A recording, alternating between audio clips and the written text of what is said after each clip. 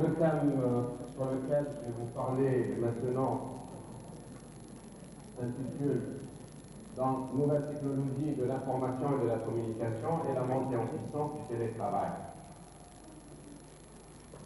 On va sortir un peu du contexte local et du contexte national et voir que le monde, aujourd'hui, il est en train, en quelque sorte,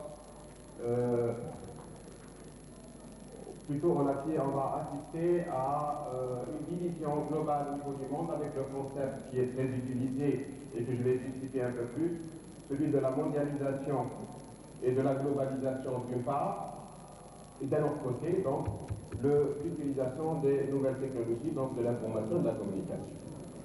Concept télétravail, on a parlé de téléenseignement, on parlera de télémédecine, etc. Le concept télé, bien sûr, vous avez deviné, il y a la notion, donc, la distance, la notion de distance, auquel, donc, on va ajouter l'utilisation de certains équipements, etc., qui sont associés à ce qu'on appelle les nouvelles technologies de l'information et de la communication.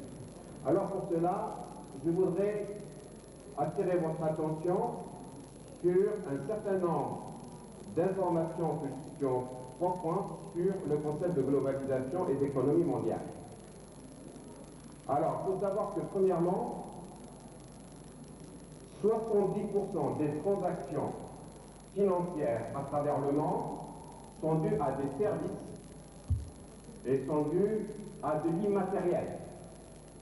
C'est-à-dire que ce n'est pas elle ne provient pas d'équipements physiques qu'on peut palper, c'est-à-dire palpables, etc., tangibles. Le deuxième élément, lorsque vous prenez un véhicule, par exemple une voiture, il faut savoir que le coût réel en équipement, que j'appelle tangible, ne représente que 27%. Et la différence est due à des frais donc, qui rentrent dans ce qu'on appelle la catégorie des services. Ça veut dire facturation, transport, etc. On va parler de cette différence qui, en fait, avec la notion de globalisation, ne va plus être localisée uniquement dans une zone donnée, mais qu'on va la partager. Lorsque vous voulez éditer un livre, la partie la plus dure en général de saisie, etc., avant elle constituait elle était localisée dans un endroit précis.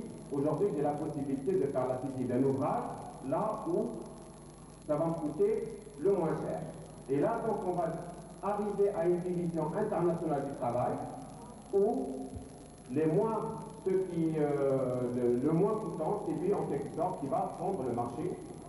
Et je vais terminer mon exposé en vous citant des exemples réels et vous montrant comment chacun de vous qui a des compétences dans un domaine peut être un télétravailleur et peut de ce fait avoir des rentrées supplémentaires qui avoisinent entre 300 et 2400 $. De par des expériences que je vais vous citer et je vous parlerai bien sûr aussi des cas algériens que je connais personnellement.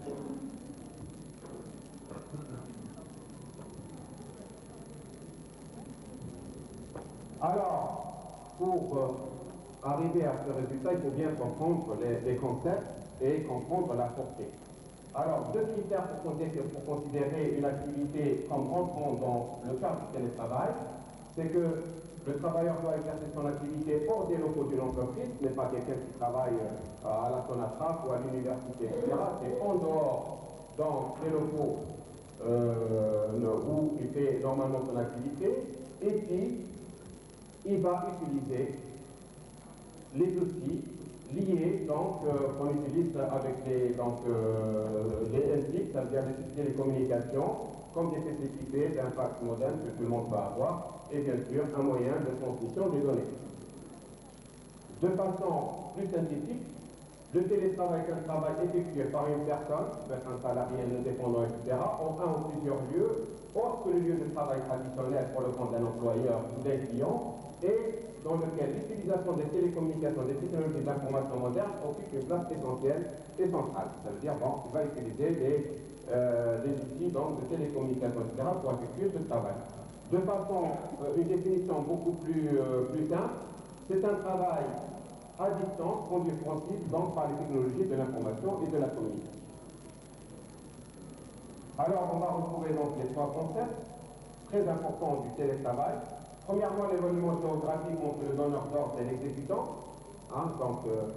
L'exécutant peut être à n'importe quel point de la planète, à condition qu'il dispose des équipements élémentaires pour décider, et puis qu'il y a un travail effectif avec apport réel de valeur ajoutée. Il ne s'agit pas de faire du dessin pour passer son temps ou de naviguer sur Internet, mais d'apporter un travail qui a une valeur ajoutée.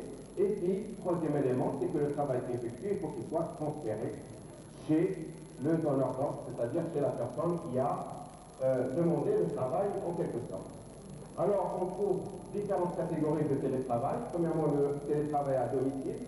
C'est la personne donc, qui a son domicile qui est équipé d'un ordinateur, etc., d'une téléphonique qui peut effectuer un travail. On va voir après les exemples de télétravail. Les télécentres, c'est une nouvelle forme maintenant qui existe, c'est-à-dire qu'on va créer des bureaux où des personnes peuvent créer une société localement en l'espace d'un temps, c'est-à-dire qu'il va trouver sur place des équipements, donc son ordinateur, 2 ou 3 ou 4 mètres carrés, plus donc des moyens de communication. Il peut créer son entreprise et le tout travail donc, va se faire à distance. Enfin, les groupes de travail à distance, comme exemple, on peut citer la télémédecine, donc on en reparlera, et les groupes de travail en matière de recherche, donc distribués, et le télétravail multiposte télépondulaire, ça existe aussi. Ça veut dire qu'une personne peut travailler dans son entreprise, et puis le soir, faire un travail supplémentaire. Donc, télépondulaire, ça vient du mouvement de la conduite, c'est-à-dire qu'il fait entre les deux.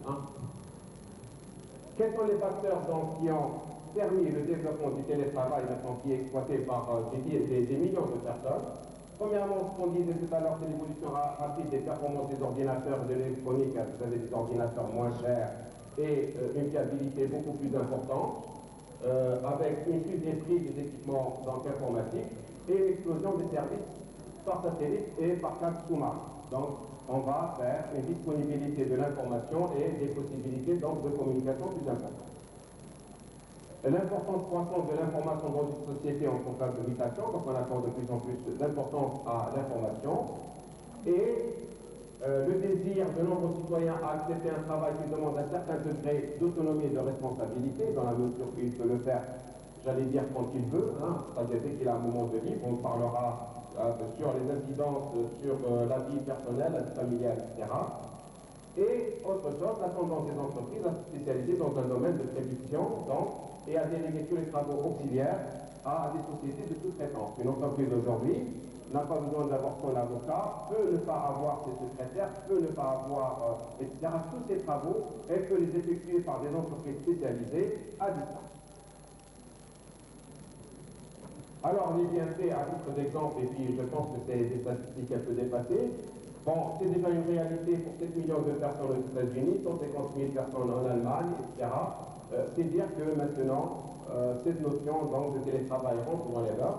Et puis un autre élément, c'est la délocalisation sur lequel on va y revenir. Plutôt que d'avoir des bureaux qui sont localisés dans des endroits qui coûtent très cher, prenez le mètre carré à Paris ou à Hambourg, etc., la personne peut travailler donc, dans un village ou dans une ville éloignée. Quels sont les avantages? Il y a certains qui peuvent les voir très simplement. Premièrement, la réduction du temps et des coûts de voyage, donc éviter tous les déplacements et éviter les embouteillages, etc. Souvent pour rejoindre son lieu de travail, on perd 40 minutes à 1 heure rien que dans le transport. Imaginez déjà ce temps gagné. Augmentation des chances d'embauche, dans la mesure où le télétravail pour offrir ses services à des entreprises qui se trouvent à l'autre bout du monde. On n'est plus prisonnier du contexte de distance. Conciliation de la vie professionnelle et familiale, je disais, dans la mesure où une mère de famille, par exemple, peut élever en même temps son enfant et en même temps faire du télétravail, mais ceci est valable aussi pour les autres. Flexibilité dans l'horaire du travail. Chaque personne a son propre rythme journalier, donc le télétravail permet d'adapter son horaire au travail, à la condition bien sûr que ce travail puisse être effectué. Ça, de façon générale,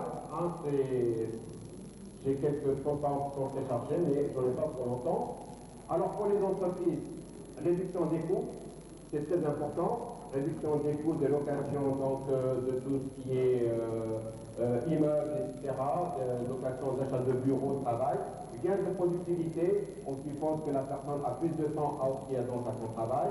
Flexibilité dans l'organisation, chacun ayant un travail à effectuer, l'essentiel c'est qu'il le rende dans les délais et avec la qualité qui est exigée. Flexibilité dans la gestion des ressources humaines.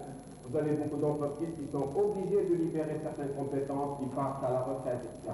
La notion de télétravail peut permettre à quelqu'un, même s'il quitte une région, aussi éloigné, même s'il quitte un pays, il peut continuer à effectuer son travail normalement et à distance. Et enfin, un élément aussi important, c'est la résistance contre les imprévus. Une entreprise est plus résistante contre les possibles imprévus externes, les grèves de transport, les catastrophes, et bien sûr les activités qui peuvent être liées au terrorisme externe. Alors les inconvénients, c'est que vous imaginez le télétravailleur, donc c'est quelqu'un qui va être dans sa maison, il est un peu isolé du monde, à commencer donc, ça va être potentiellement une personne non syndicalisée donc, et qui peut être exploité par son employeur. Donc les syndicats craignent une perte du pouvoir suite à une généralisation du phénomène. Au niveau de la qualité de vie, le télétravailleur risque d'assister à un envahissement donc, de sa vie professionnelle. Et si quelqu'un est dans sa maison, on ne sait plus quand est-ce qu'il travaille et quand est-ce qu'il s'occupe de sa famille, donc il y a un mélange. La rupture de la frontière entre la vie privée peut avoir des conséquences fâcheuses sur l'équilibre du foyer. De plus, travailler exclusivement à domicile peut créer un certain isolement. Ce sont des idées vitales. Alors, les pièges, je peux les synthétiser en 2 ou 3 points. D'abord, il y a le phénomène de présence. Si votre responsable ne vous voit pas activer, ne vous voit pas travailler tous les jours, pour vos produits, c'est-à-dire que vous n'existez plus. Conclusion, donc la notion d'évolution dans la carrière, la notion etc. risque de disparaître. Ça, c'est le premier des éléments. Le deuxième point, c'est que la personne, une fois engagée dans un travail, il est difficile de savoir si elle va le mener à bout ou non. Ça dépend donc des contrats, et quand les contrats sont effectués à distance, ça peut être, donc ça peut avoir un double effet. L'autre point, comme je vous l'ai dit, c'est le fait de mélanger vie familiale et vie professionnelle, qui peut avoir des incidences souvent fâcheuses. Alors, une des possibilités les plus courantes, déjà, si je prends des exemples de sites internet, une des activités, c'est déjà la conception de tout ce qui est logiciel. De tout ce qui est logiciel, on va y revenir, et on va voir quels sont les pays donc, qui sont les plus fournis ou les mieux placés. Alors, l'activité la plus courante actuellement, c'est l'archivage. Les sociétés qui font l'archivage, on verra des pays, c'est les Philippines, etc. Donc les gros annuaires, etc. Documentation, vous n'êtes pas ni à Paris ni à New York, parce que ça coûte très très cher. Donc il faut aller vers des endroits où ça coûte moins cher, y compris le Maroc qui est cité. La maintenance, ou la télémaintenance, donc la maintenance de façon générale, la surveillance, le conseil et l'aide à la logistique. Toutes ces activités peuvent être effectuées donc à distance. Le plus important, c'est le développement des logiciels, qui est une activité de grande distance, qui a une valeur ajoutée très très importante. Et actuellement, les pays qui arrivent à se placer en premier niveau, vous avez essentiellement la Roumanie et l'Inde, qui font énormément de développement de logiciels pour donc les grandes entreprises. À titre d'information, c'est l'Inde qui a réalisé pratiquement une grande partie des logiciels qui devaient assurer le passage à l'an 2000. Alors l'environnement économique, c'est ce que je vous ai dit et je disais tout à l'heure, à peu près 70% des activités relèvent du tertiaire, et si on prend l'exemple d'un véhicule, 27% des coûts de la voiture, donc c'est des biens matériels, tout le reste c'est les services et ce qui en suit. Là je donne quelques exemples. Alors on cite les Philippines, l'Inde et la Roumanie qui sont les pays les plus inquiétants. Plus inquiétants pour qui? Plus inquiétants pour les pays du Nord.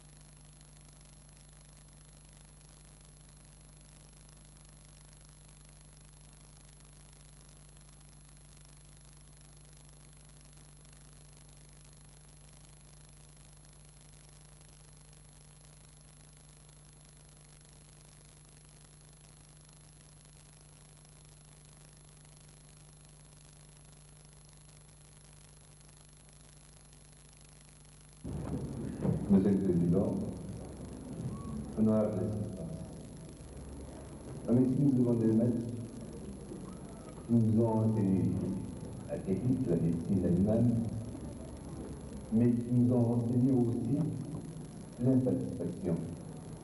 On est toujours à la recherche de quelque chose qui peut améliorer les soins de nos patients. Et c'est pour ça que nous abordons aujourd'hui avec vous, et nous ne pouvons pas aborder ce problème du côté technique, mais simplement comme un besoin. Nous abordons donc la télémédecine. Nous autres médecins, quand on commence à vieillir, quand l'âge court plus vite que nous, quand on n'arrive pas à le suivre, et que la vie reste, nous commençons par être très attentifs aux soins que nous produisons. Et là,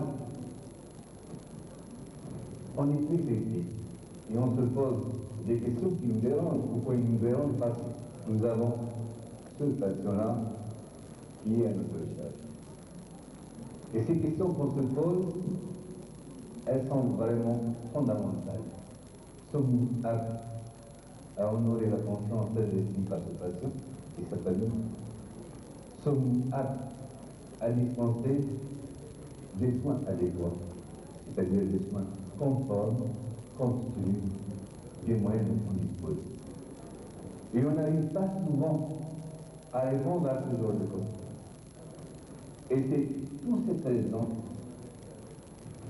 qu'on est en train, et je reprends M. Lascari, votre schéma, de chercher la voie. Ces questions sont souvent sans réponse. Et on est obligé de chercher et d'imaginer des alternatives qui puissent garantir à ce patient-là des soins de qualité et qui puissent me permettre, à moi, en tant que médecin, d'avoir la satisfaction de dire aujourd'hui j'ai fait mon métier correctement compte tenu des moyens dont je dispose. Et là, nous regardons vers la télémédecine. Quoi la télémédecine?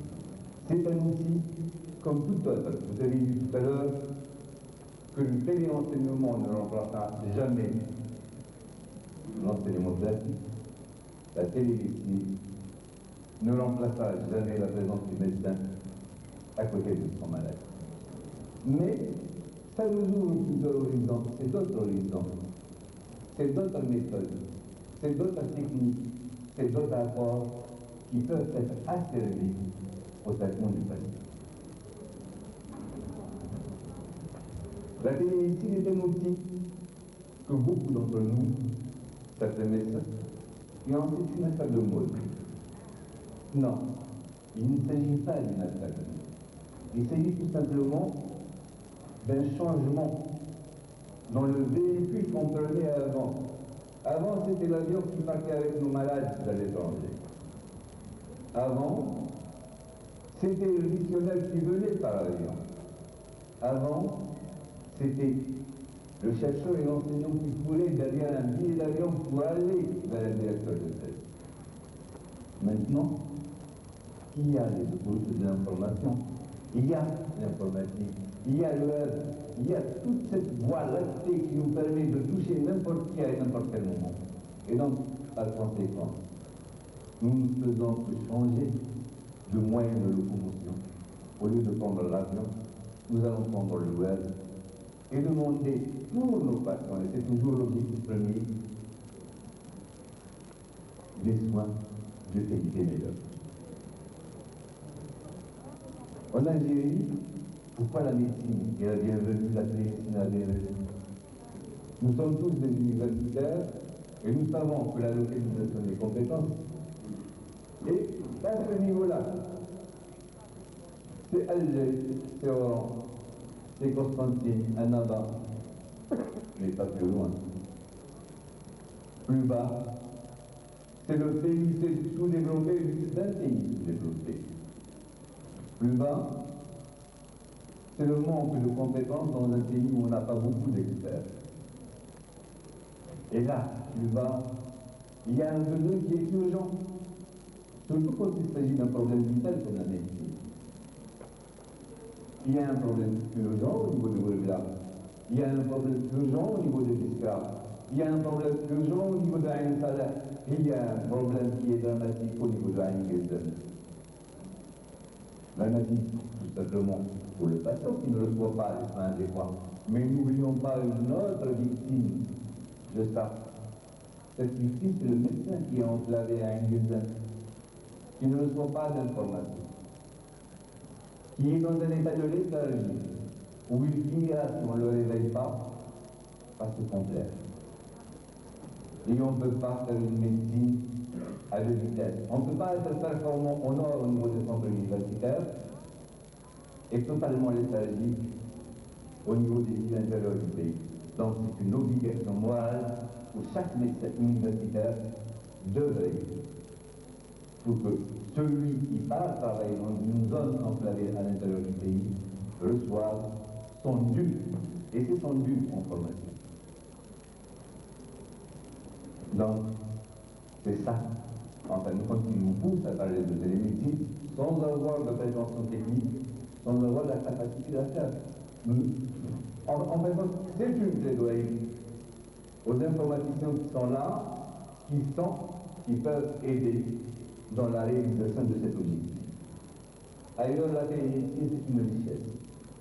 Et si on va à cet angle-là, elle sera probablement besoin de sortir de chez lui pour recevoir des soins. Il peut les recevoir à son domicile. Les pays du Golfe, ils sont américains. Chaque hôpital, chaque grande structure hospitalière universitaire des pays du Golfe est reliée par un réseau de télémédecine à une structure hospitalière américaine.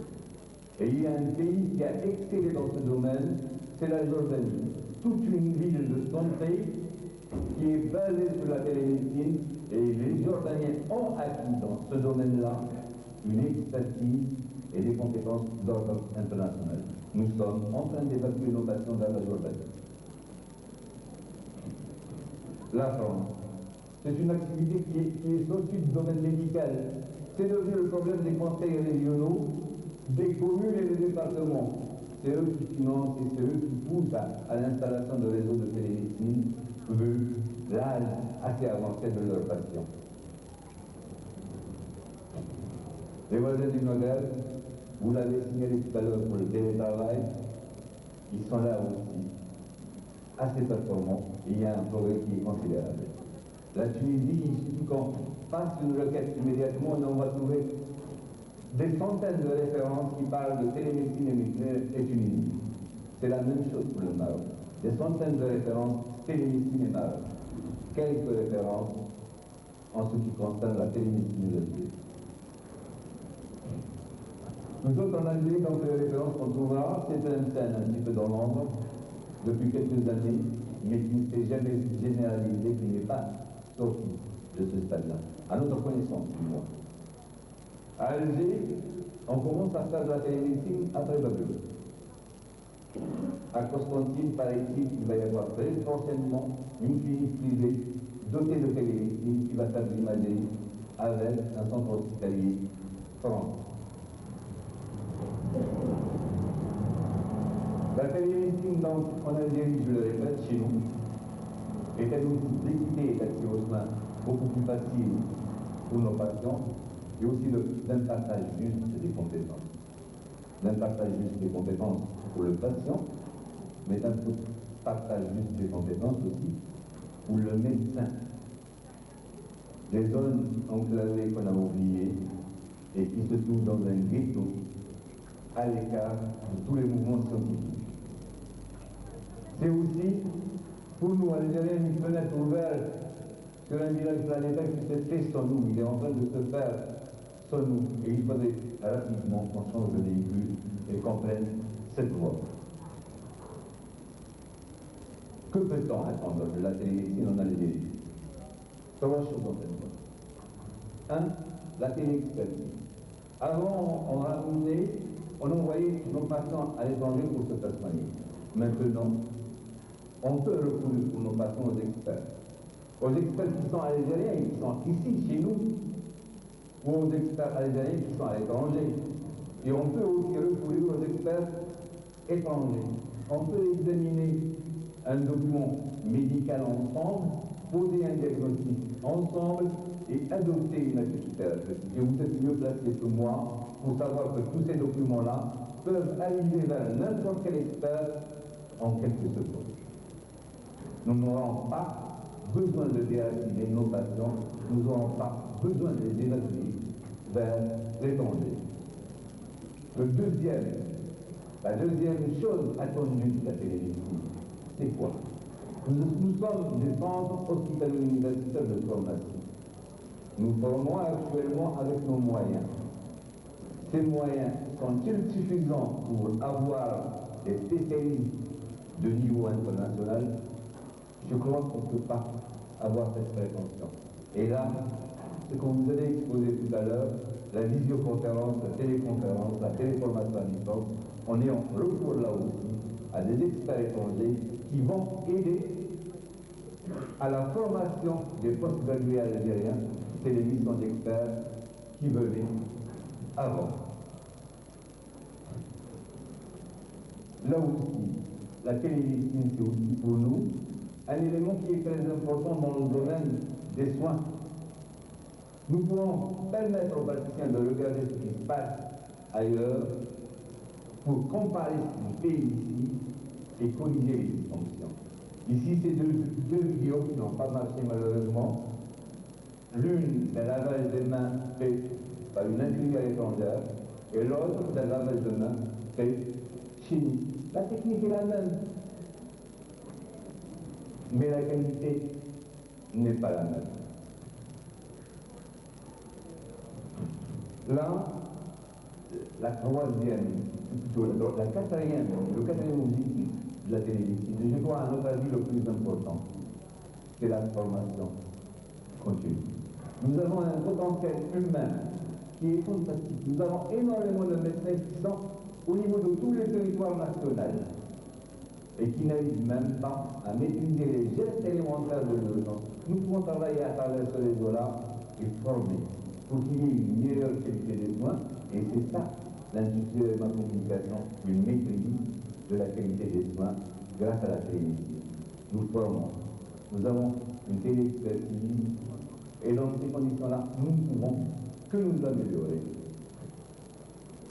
Peut-être pour moi, pour certains d'entre nous, on va me dire que la télémédecine en Algérie, c'est une utopie. Pour moi, c'est un rêve. Peut-être que ce ne serait pas moi qui ferais de la télémédecine, mais sûrement ce jeune médecin, ce jeune spécialiste qui est là et qui est déjà très bon chez lui. Je vous remercie.